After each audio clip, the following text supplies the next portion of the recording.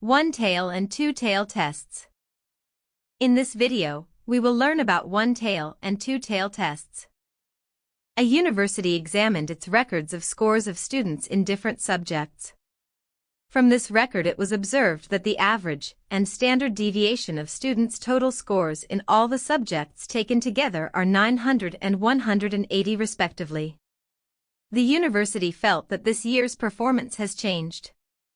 Suppose the scores of 200 students chosen at random are noted, and the average of these 200 students is 935. Would you accept or reject the null hypothesis, A, at a 5% level of significance, B, at a 1% level of significance?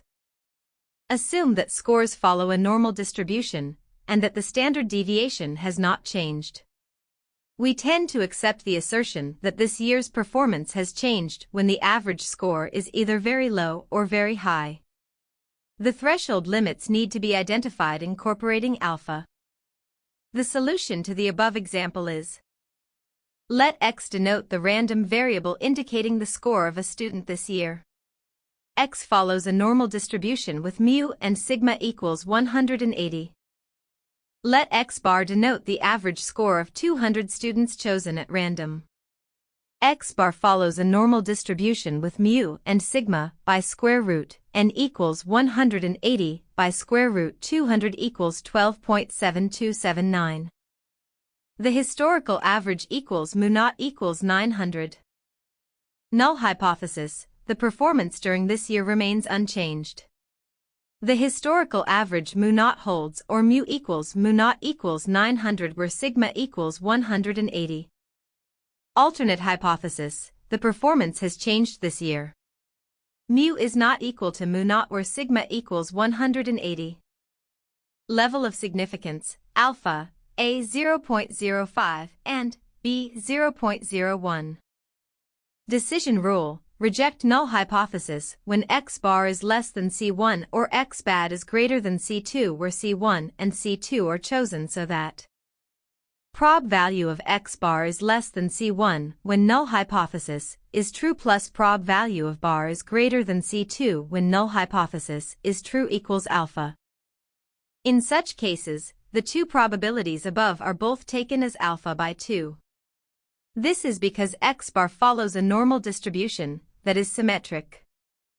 Now prob value of x bar is less than C1 when null hypothesis is true equals alpha by 2 implies prob value of z equals x bay minus 180 by 12.7279 is less than C1 minus 180 by 12.7279 equals alpha by 2. Since z follows a standard normal distribution, from tables or software you have C1 minus 900 by 12.7279 equals minus 1.96 when alpha equals 0.05, which is minus 2.58 when alpha equals 0.01 and C2 minus 900 by 12.7279 is equal to 1.96 when alpha equals 0.05. Which is 2.58 when alpha equals 0.01. Hence the values of C1 are 875 and 867 for 5% and 1% respectively. Values of C2 are 925 and 932 for 5% and 1% respectively. The value of x bar is equals 935. This is larger than C2 both for 5% and 1%.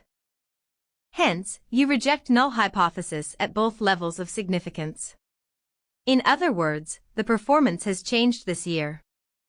Suppose you had x bar equals 930 and not 935, then you reject H0 at 5%, but not 1%. Similarly, if x bar equals 920, you cannot reject the hypothesis at both levels. Hence, the significance level is an important factor in making an inference.